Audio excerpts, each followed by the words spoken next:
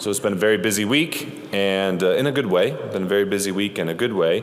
And I would say the exclamation point was the prayer service that we had Friday morning right here in this space, in this church, at 10 o'clock. And it was something all over the world that we did with the Holy Father in praying for peace in Ukraine and Russia.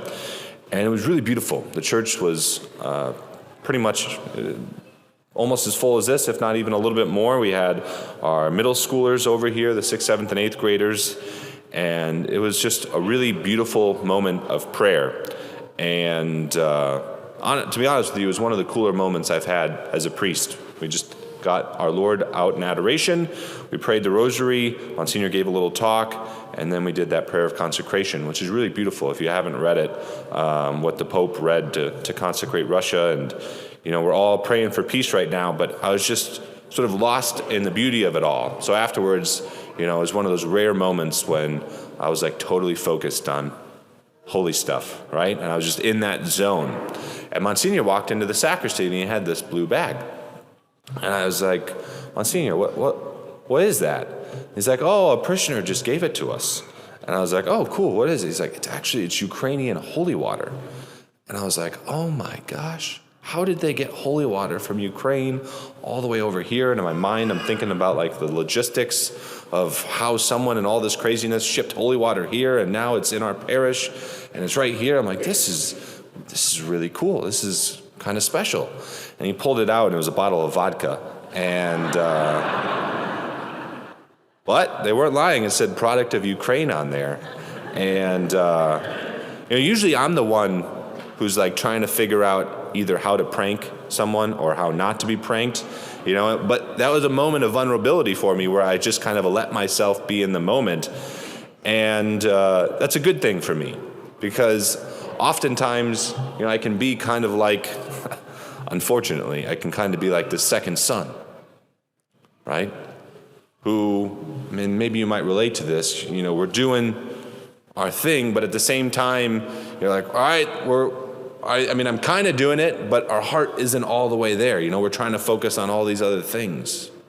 And now, brothers and sisters, is an immense moment for us. We're approaching the holiest days of the year. And we're approaching them at a time in which the world seems to be in a particularly difficult situation. All right?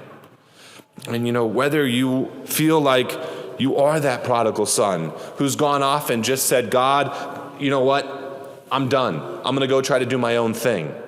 I'm going to go try to make my own path and see how it goes. We always end up with our face in the mud. Maybe that's you.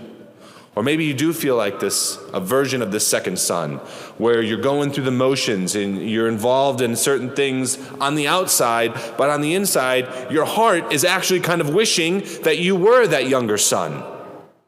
That you were able to go out and test whether or not there is another way that would actually allow you to find happiness. Or maybe you're not all in. You're not leaning into the Lord, so much so that you're vulnerable. So much so that you're just lost in how much he loves you. Because he's sitting here and he's saying, I'm dying for you. Each and every day, I would do this for you, to restore this relationship. As it says so beautifully in that second readings, not counting the trespasses against them, but entrusting us to a message of reconciliation. The Lord is sitting here and saying, I don't care. I do not care. All I want is you. All he wants is us. And we're off in the mud. We're off with our head in the clouds. And the Lord is saying, will you please allow me to love you? Will you please go all in? We've got a few more weeks of this Lenten season, of this special time in which the Lord is asking us, please, just give me a chance. Let me show you what I created you for. And brothers and sisters, if your own soul wasn't enough, the world needs us to do this. Because what one part of the body does affects the rest. The answer to every problem, from peace in the world and the war in Russia to whatever is going on in your own household is for you to become a saint.